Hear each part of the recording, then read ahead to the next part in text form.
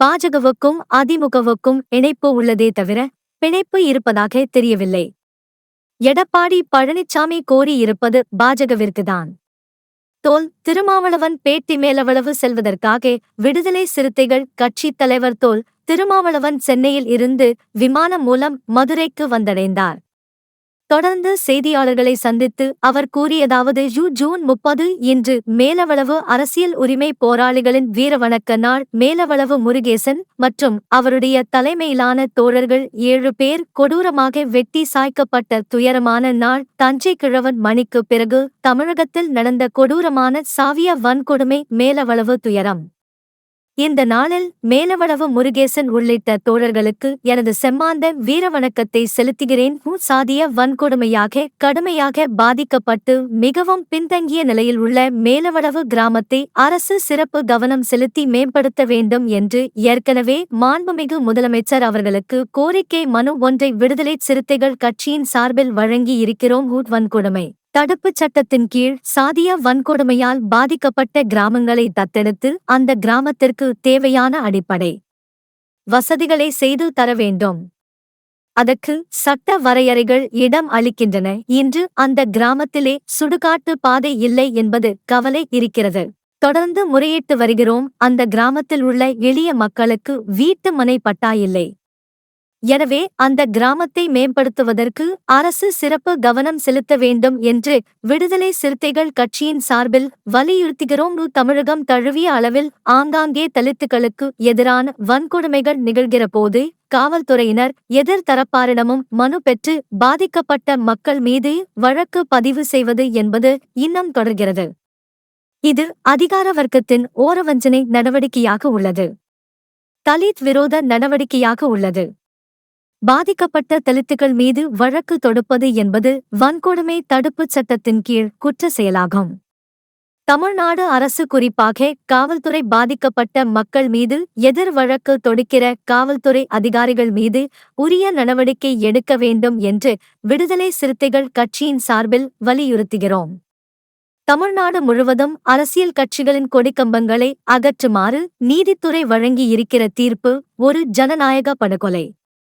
அரசியல் கட்சிகள் இதனை அமைதியாக வேடிக்கை பார்ப்பது அதிர்ச்சி அளிக்கிறது.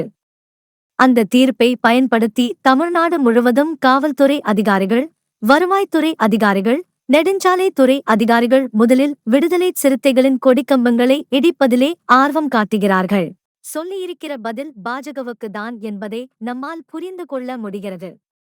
கூட்டணி ஆட்சி என்று இல்லை, அதிமுக அதற்கு உடன்படாது என்கிற விடையே பாஜகவினருக்கு தான் சொல்லி இருக்கிறார் என்பதை எளிதாக புரிந்து கொள்ள முடிகிறது. அதேபோல அதிமுகவை எந்த கொம்பனாலும் கபலீகரம் செய்ய முடியாது என்ற கருத்தையும் பதிவு செய்திருக்கிறார். கபலீகரம் செய்வதற்கு யார் முயற்சிக்கிறார்கள் என்பதையும் அவர் தெளிவுபடுத்த வேண்டும். அதிமுகவை திமுக தலைமையிலான கட்சியில் கபலீகரம் செய்ய முயற்சிக்க வாய்ப்பு இல்லை. அப்படி ஒரு முயற்சி மேற்கொள்ளவும் முடியாது. கூட இருக்கிற கட்சிகளால் மட்டும்தான் விழுங்குகின்ற முயற்சியை மேற்கொள்ள முடியும். ஆகவே அந்த கருத்தும் பாஜகவுக்கு எதிராக அவர் சொல்லியிருக்கிறார் என்றுதான் உணர்ந்து கொள்ள முடிகிறது. பாஜகவுக்கும் அதிமுகவுக்கும் இணைப்பு உள்ளதே தவிர பிணைப்பு இருப்பதாக தெரியவில்லை. அதிமுக கூட்டணியில் இருந்து பாஜக விலகினால் நீங்கள் அதிமுக கூட்டணியில் சேர்வீர்களா என்ற கேள்விக்கு இது யூகமான கேள்வி என்று பலமுறை சொல்லி இருக்கிறேன். அப்படி ஒரு நிலை வருகிற போதே கேள்வி எழுப்புங்கள், பதில் சொல்லுகிறேன். திருப்புவனம் இளைஞர் காவல் நிலையத்தில் உயிரிழந்த சம்பவம் குறித்த கேள்விக்கு அது மிகுந்த அதிர்ச்சி அளிக்க கூடிய ஒரு சம்பவம். காவல்துறையினரின் விசாரணைக்கு அழைத்துச் செல்லப்பட்ட அந்த இளைஞர் அஜித்குமார் உயிரிழக்கும் நிலை ஏற்பட்டிருக்கிறது. அவருடைய உடன்பிறந்த தம்பி தன்னையும் அழைத்துச் சென்று விசாரித்தார்கள், தாக்கினார்கள். காவல்துறையினரின் தாக்குதலால் தான் எனது அண்ணன் உயிரிழக்க நேர்ந்திருக்கிறது என்று கூறியிருக்கிறார். அந்த பகுதியைச் சார்ந்த பொது மக்களும் இதற்கு கடுமையான எதிர்ப்பை தெரிவித்து இருக்கிறார்கள். அதிகாரிகள், அதாவது சம்பந்தப்பட்டவர்கள் இடைநீக்கம் செய்யப்பட்டிருப்பது சற்று ஆறுதலை அளிக்கிறது. அதே வேளையில் அவர்கள் மீது உரிய சட்டப்படி நடவடிக்கை எடுக்க வேண்டும். கடும் நடவடிக்கை எடுக்க வேண்டும். புலன் விசாரணையில் இப்படி உயிரிழப்பு நேர்வதை தடுப்பதற்கு தமிழ்நாடு அரசு காவல்துறையினருக்கு உரிய வழிகாட்டுதல்களை தர வேண்டும். எந்த காரணத்தை முன்னிட்டும் கஸ்டோடியல் டெத் என்பது நிகழக்கூடாது. அதை அடுத்தடுத்து சம்பவங்கள் நிகழ்கிறபோது நாம் சுட்டிக்காட்டி வருகிறோம். ஆனால் இது தொடர்கதையாக நீடிக்கிறது. கவலை அடிக்கிறது. திடீரென திருமாவளவனுக்கு ராமதாஸ் மீது என்ன பாசம் என அன்புமணி கூறியுள்ளது குறித்த கேள்விக்கு, பாசம் என்பது ஒரு வலிமையான வார்த்தை.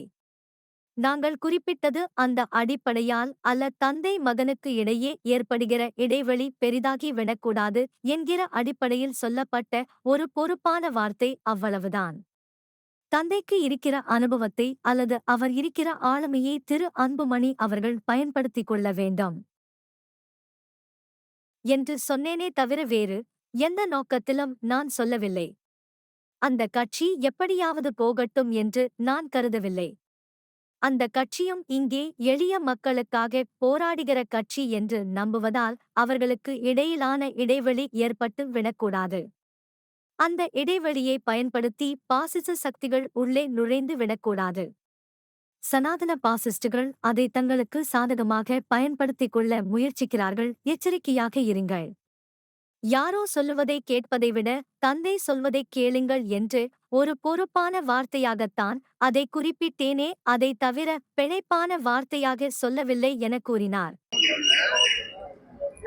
மேலவளவு முருகேசன் மற்றும் அவருடைய தலைமையிலான தோழர்கள் 7 பேர் கொடூரமாக வெட்டி சாய்க்கப்பட்ட துயரமான நாள். தஞ்சை கீழ்வெண்மணிக்கு பிறகு தமிழகத்தில் நடந்த கொடூரமான சாதிய வன்கொடுமை, மேலவளவு துயரம். இந்த நாளில் மேலவளவு முருகேசன் உள்ளிட்ட தோழர்களுக்கு எனது செம்மாந்த வீர வணக்கத்தை செலுத்துகிறேன். சாதிய வன்கொடுமையால் கடுமையாக பாதிக்கப்பட்டு மிகவும் பின்தங்கிய நிலையில் உள்ள மேலவளவு கிராமத்தை அரசு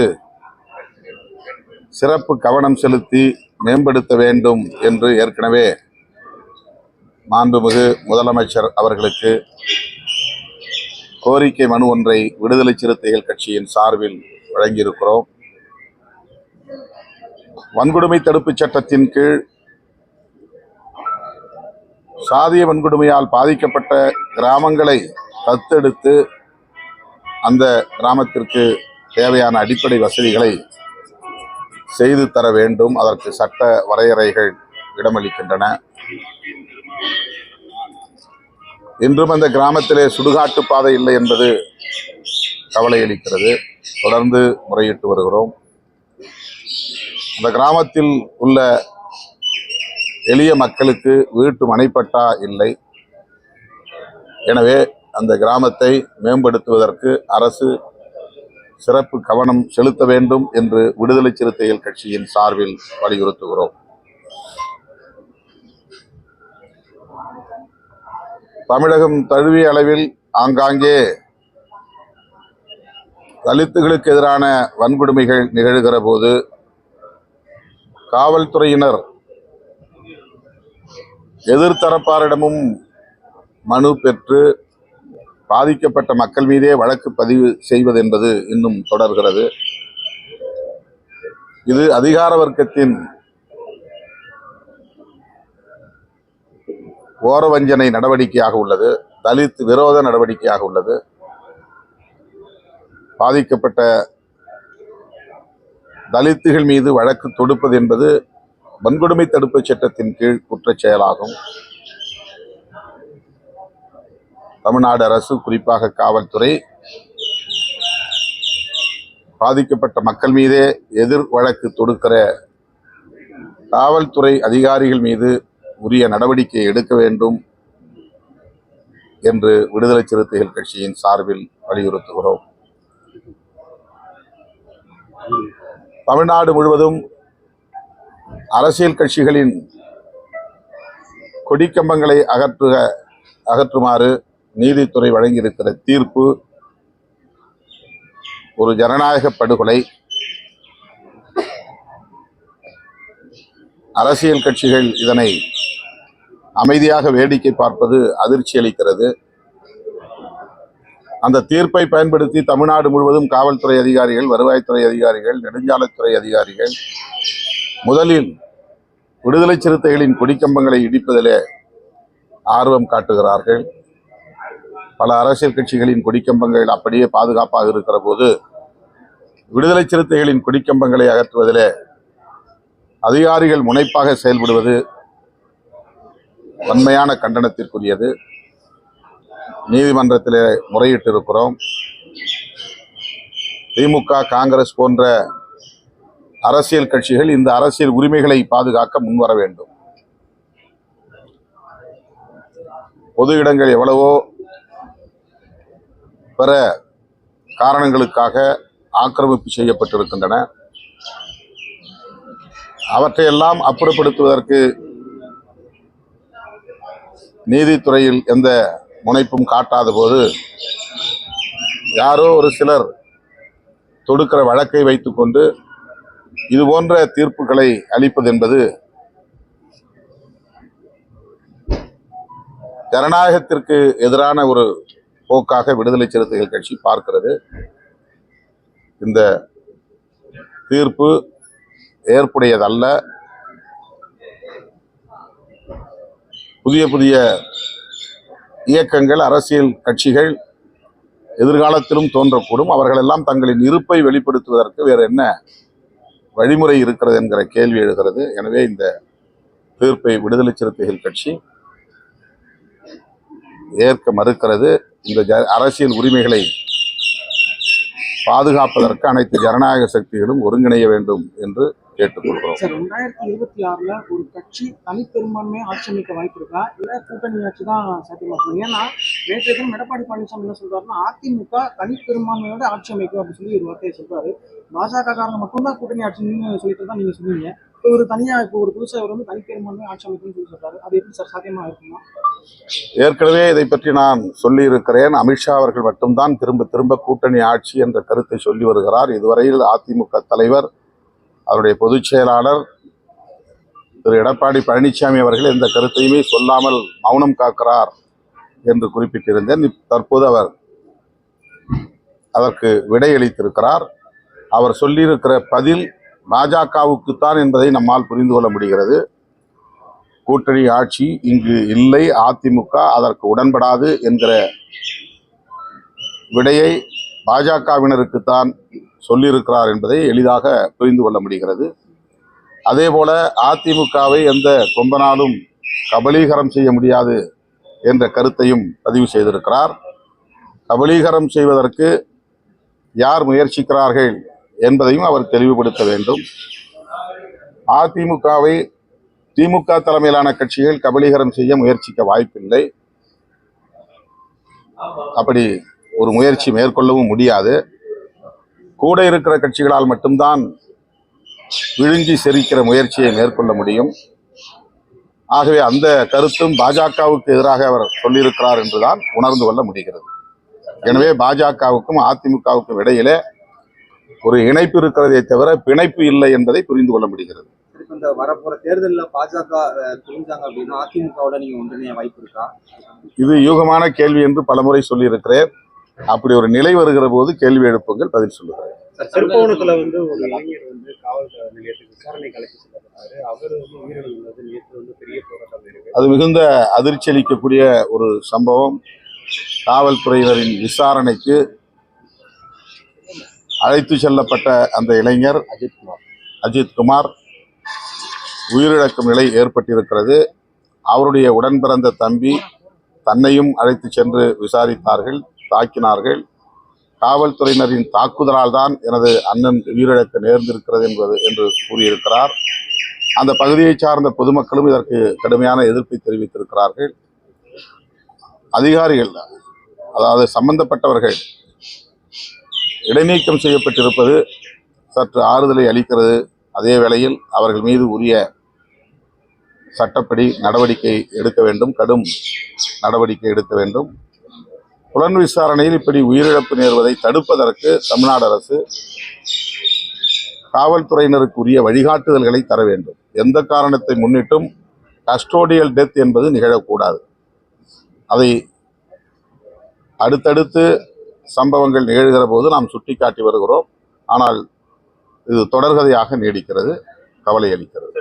திருமாவளவனுக்கு திடீர்னு அன்புமணி மீது என்ன பாசம் அப்படின்னு சொல்லிட்டு நிறைய கேட்டிருக்காங்க. யாரு கேட்டது? அன்புமணி திடீர்னு எங்க மீது என்ன பாசம்? அவரு அவங்க அப்பா மீது என்ன அப்படி கேட்டுக்காரா? ராமதாஸ் என்ன பாசம் அப்படின்னு கேட்டிருக்காரு. அது திமுக பாசம் என்பது ஒரு வலிமையான வார்த்தை. நாங்கள் குறிப்பிட்டது அந்த அடிப்படையால் அல்ல. தந்தை மகனுக்கு இடையிலே ஏற்படுகிற இடைவெளி பெரிதாகிவிடக் கூடாது என்கிற அடிப்படையில் சொல்லப்பட்ட ஒரு பொறுப்பான வார்த்தை, அவ்வளவுதான். தந்தைக்கு இருக்கிற அனுபவத்தை அல்லது அவருக்கு இருக்கிற ஆளுமையை திரு அன்புமணி அவர்கள் பயன்படுத்தி கொள்ள வேண்டும் என்று சொன்னேனே தவிர வேறு எந்த நோக்கத்திலும் நான் சொல்லவில்லை. அந்த கட்சி எப்படியாவது போகட்டும் என்று நான் கருதவில்லை. அந்த கட்சியும் இங்கே எளிய மக்களுக்காக போராடுகிற கட்சி என்று நம்புவதால் அவர்களுக்கு இடையிலான இடைவெளி ஏற்பட்டு விடக்கூடாது. அந்த இடைவெளியை பயன்படுத்தி பாசிச சக்திகள் உள்ளே நுழைந்து விடக்கூடாது. சனாதன பாசிஸ்டுகள் அதை தங்களுக்கு சாதகமாக பயன்படுத்திக் கொள்ள முயற்சிக்கிறார்கள். எச்சரிக்கையாக இருங்கள். யாரோ சொல்லுவதை கேட்பதை விட தந்தை சொல்லுவதை கேளுங்கள் என்று ஒரு பொறுப்பான வார்த்தையாகத்தான் அதை குறிப்பிட்டதை தவிர பிணைப்பான வார்த்தையாக சொல்லவில்லை.